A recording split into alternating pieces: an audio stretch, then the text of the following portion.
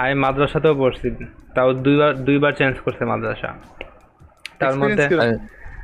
মাদ্রাসার এমনি পড়াশোনা অনেক স্ট্রিক্ট। এখন অবভিয়াসলি। মায়ের টায়ের তো আছেই, ঝুলে ঝুলে এমনি হ্যাঁ পড়ো।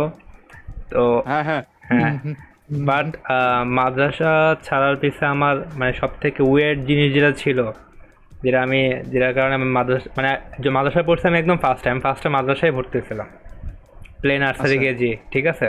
হ্যাঁ হ্যাঁ। আমি যখন নার্সারিতে পড়ি, নার্সারি না কেজি খেয়াল নাই, তখন হুম মানে ফার্স্টে ভাবছিলাম, মানে ফার্স্টে আব্বা আমার ভাবছিল যে আমাকে মাদ্রাসা লাইনে পড়াবে হ্যান ত্যান।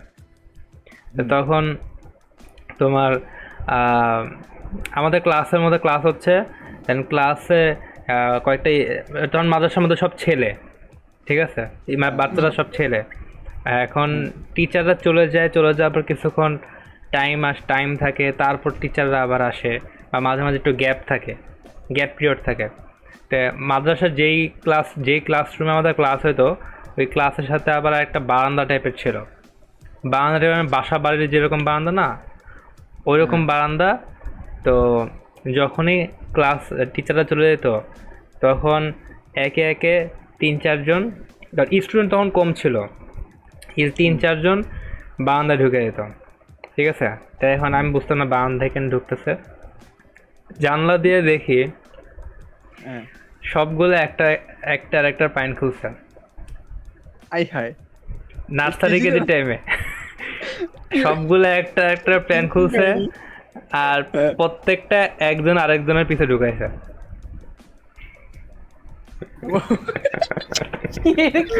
আমি তো বুঝতেছি না কি হচ্ছে, ঠিক আছে। क्या हो रहा है मेरे প্রত- साथ। প্রত্যেকটা একজন আরেকজনের পিছে ঢুকাইছে। তখন তারপর থেকে মানে যে আরে কেমন একটা ওয়ার্ড ফিলিং আসলো, তারপর থেকে আমি বলছি যে আমি আর মাদ্রাসার পড়বো না।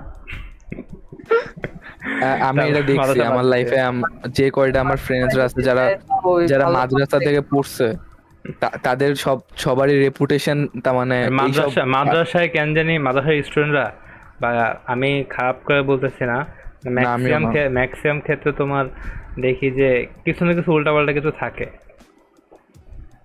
না মানে হ্যাঁ, সবাই সেম না, বাট আমার আমার সার্কেলের ম্যাক্সিমাম যারা আছে তাদের সবারই আমি একটু পারভার্টনেস বেশি দেখছি। সব হ্যাঁ। বন্ধুদেরই কইছি, তো যদি তোরা দেখিস তাহলে কি, নেভার মাইন্ড। শিশির বলো বলো কি বলতে চাইছিলা? মাদ্রাসার ছেলে পেলে আমার মনে হয় ভেতরে কোনো ঝামেলা আছে, মানে ওদের কি মানে ঠিক মতো বোঝায় না না কি করে। আমি বলি এরা সমস্যা কি, এরা আসলে শুধু মাদ্রাসা না, এরা আমি যদি অ্যানিমের দিকে আনি একটু, এই গিগুকে তো সবাই চিনো তাই না? নাম তো আমার কাছে শুনছোই, জীবনে না শুনলে আমার কাছে শুনবে একবার হইলো। তো গিগুকের যে ওয়াইফ আছে না, সে কিন্তু ইউটিউবের মধ্যে হেন্টাই আর দোজিন সিনা ভিডিও মানে, এটা জানো? হ্যাঁ এটা তো শুনছেন? দেখছি। হুম। তো সে অ্যাডাল্ট অ্যানিমের অ্যাডাল্ট সাইক্লিংয়ের কথাবার্তা বলে, বলতে পারে। ওগুলোকে রিভিউ করে। হ্যাঁ, তো তার লাইফ স্টোরি আমি শুনছিলাম।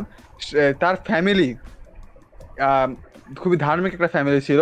আর ফ্যামিলির মধ্যে এই সব নিয়ে কথাবার্তা বলাতে একদম স্ট্রিক্ট ব্যারিয়ার ছিল, যে এই সব নিয়ে কথাবার্তা বলার জন্য, সব অপবিত্র জিনিসপত্র।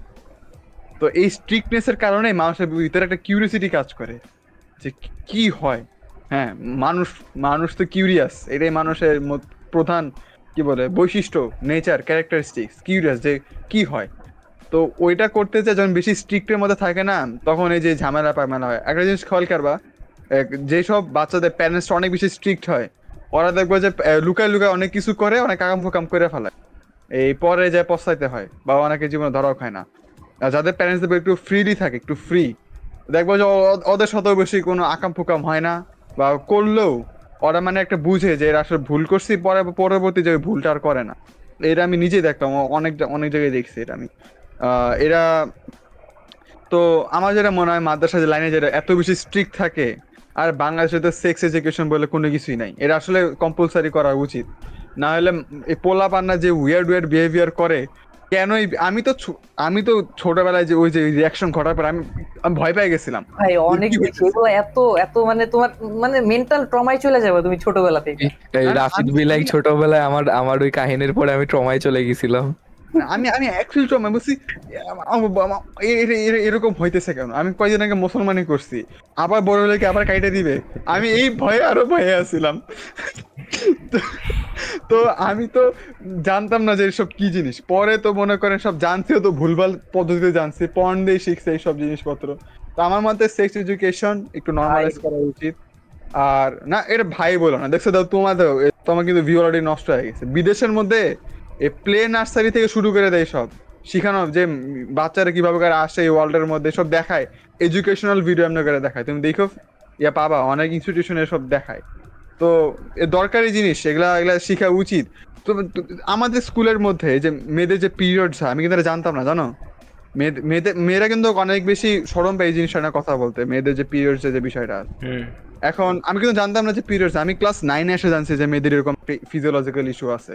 টিভির মধ্যে ওই যে ওদের প্যাডের অ্যাড গুলো দিত না, আমি কিন্তু শিশু তো জানোই, আমি খোলা মনের মানুষ, পুরো অনেস্ট, যা মনে আসে আমি তাই বলি।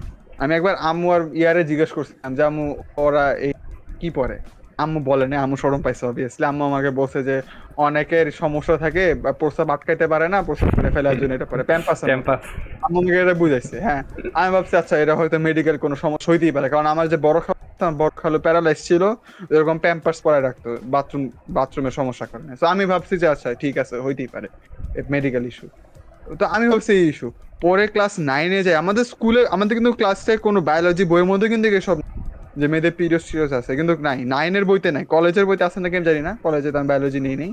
বা 9-এর বইতে 2022 সালের বই পর্যন্ত ছিল না। তো আমি তো এসব জানতাম না। পরে আমাদের বায়োলজি মিস, কোচিং এর বায়োলজি মিস, এই মিসের সাথে ইন্টারেস্টিং কাহিনী আছে, আমি পরে বলবো নি। ওইসবের কাহিনী না, আরেক কাহিনী। তো ওই মিস আমাদেরকে বলে যে মাঝে মাঝে দেখবা যে মেয়েরা অনেক হাইপার হয়ে যায়, অনেক ইয়াতে উত্তেজিত থাকে, হয়ে যায়, চেতে চেতে থাকে। হ্যাঁ চেতে Mood চেতে swing. থাকে, মুড সুইং করে অনেক। আমি তো ভাবতাম যে ওমেন হে, ওমেন হে হে এরকম কথা, আমি ভাবছিলাম এই মিম। পরে Woman আমি হে। রিজন জানলাম যে আসলে তাদের একটা ন্যাচারাল ফেনোমেনা, এটা তারা না চাইবে এটা হয়, এটা হবেই। এখন তাদেরও হাত নাই, তারাও বুঝে না যে এই ফেনোমেনা ওদের মধ্যে হয়, ওরা হাইপার হয়ে যায়।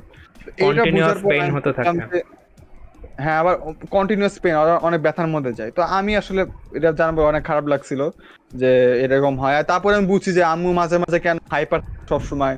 তারপর অনেক এই কাজিনরা আছে, মাঝে মাঝে দেখি যে একটু বললেই দেখি যে মানে মন খারাপ করে বসে আছে, ডিপ্রেশনে থাকে। এখন আমি বুঝি যে কেন এসব হয়।